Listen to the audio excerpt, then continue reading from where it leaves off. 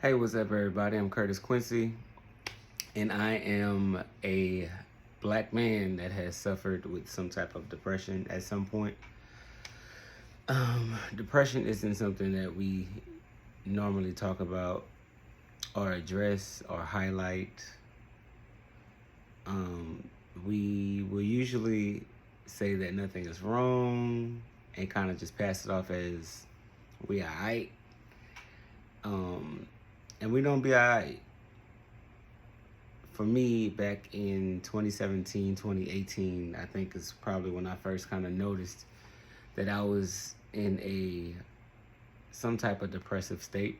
And I didn't really know what to do, who to turn to, who to talk to, who to call upon, but God. Like, the only thing I knew to do was pray. That's still what I do now. And as a disclaimer, I haven't seen the counselor yet. Big shocker. I have not. To say that I have gone through the type of events that I've gone through and the series that I've gone through them in, it's nothing but God that has kept me, honestly, truly. I'm not going to say that it's the best thing. I think counseling is a great option. I'll be the first to tell you, as a man, it's just sometimes it's not a feasible option because life gets in the way, pride gets in the way. Hell, you get in your own way, right? So I know I've been doing what works best for me, what works best for Quincy. And there's nothing wrong with seeing a therapist, a counselor, or whomever that you seek help from to aid you in how you're getting through your situations.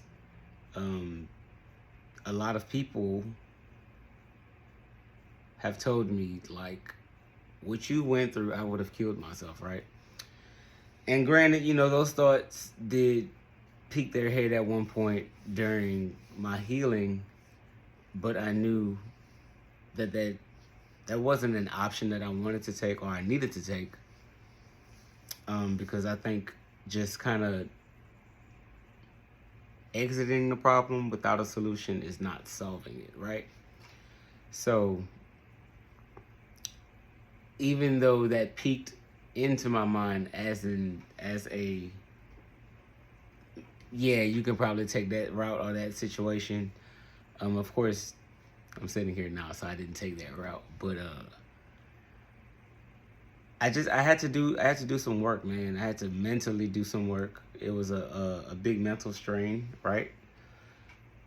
It still is, not as far as the skin or the hair. I've had acceptance with that. I think my biggest issue with acceptance with anything was probably the hair. I tied a lot of that to my blackness, me being black. I had the waves, I had, the hairline, I had, like everything was boom, okay, I'm all one color. I got the waves, I got the look. I'm that guy, I'm that boy, The kid was popping, and then all that shit just wiped, right? It's gone. So it's like, what do you do? I think the building yourself back up process was when I really kind of noticed it. I was like, oh, this is way harder than I probably would have imagined, because I'm like, shit. What do I pull from? Like, everything that I knew or probably that I had that made me that guy or that kid, that dude, was kind of just wiped, right? So, boom, insets the mild depression, insets the I don't want to leave the house, insets the... One thing I could say, I never thought of myself as ugly, even through the transition from one to the next, to the skin, to the everything, because the skin was breaking out, it was flaking, it was falling off, it was peeling, pussing, bumping. It was doing a lot. It was more interesting than me. I never found ugliness in it. I just never felt I looked the best, right? So I never put an ugly to it, but I know I didn't look the best, and I knew that I wasn't at some point going to look the same as I used to. No matter who around me was trying to say, hey, you know, you look great, your skin's coming back. And me, I'm such a detailed person that it's like I look at this every day. I'm in this skin every day. So you saying that it's coming back, and I'm like, it's not, but you know. And I think that also shows that a lot of people don't always know what to say, but you know, just them trying to help me, I appreciate it. But sometimes saying nothing at all is probably the best thing. But anyway, that's in the past.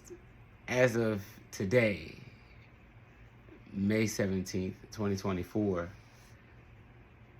I pray. I pray a lot. I pray excessively. I pray for peace. I pray for clarity. I pray for understanding. And God has really kept me just, you know, in the midst of it all. I know that sounds so cliche from the song, but it's just, I prayed, man. I prayed like I had never prayed before. Like I had just learned how to pray. And that's really been my saving grace. I know a lot of people, like I said before, therapy is an option. That's a great option. And I'm not saying that I won't ever do it. I just know me for what I need. And I'm always moving. So it's like to kind of sit there and break myself down for somebody to give me some understanding. Sometimes it's not where I'm at. And I get that's not the best thing. And I understand that. And I'm making my way there. Trust me. I'll get there one day. Just hold me accountable. I'll get there one day. But as of right now, I think me really working on myself and bettering myself day to day has really been the best saving grace for me. It's taught me so much patience with myself. Because I always have these plans. I always have these deadlines. I'm going to get this done with this. I'm going to do this next. And it's just, it always just clumps together when I try to rush myself. So you can't rush yourself out of a depressive state. You have to recognize it.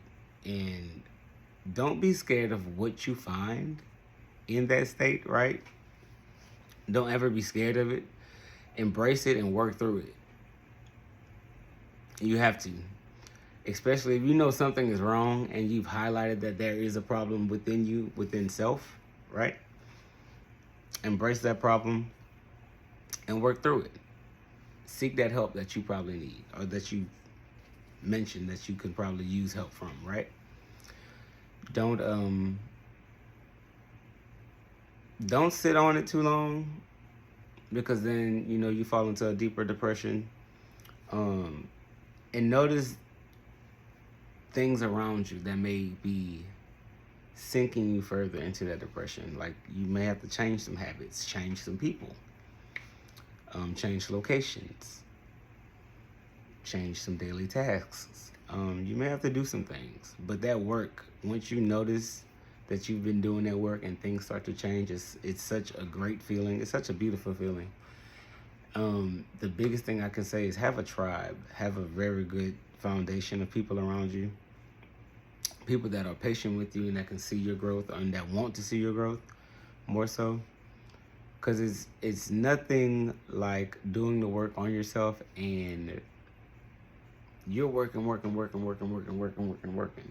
And your environment around you is steadily tearing down the work that you put back up into yourself. That doesn't make sense. That's so counterproductive. So if anything, in that depressive state, as a black man, recognize it, embrace it, and work through it. Like you have to. I think that's the most important. Like you have to realize that, okay, I have something wrong, and not be afraid of it. You know, I get back in the day, because I was born in the 80s.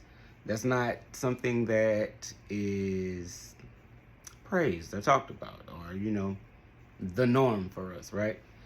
But I think as we've gotten older and as we continue to get older and as the world, kind of opens up to certain things, it's great to recognize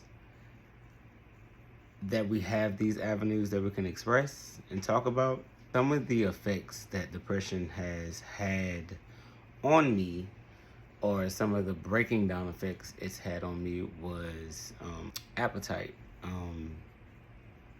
Probably not wanting to eat right, sleeping, drinking, like all type of stuff, that I ain't supposed to be doing, or stuff that ain't me. Is probably, I think, taking things a little bit too lightly when people will say things, and rushing myself into environments that I know I wasn't ready to be in, right? Because you don't want to, again, accept that you're in that depressive state, especially as a black man. It's not what we do. It's not what we know. It's such an uncomfortable space.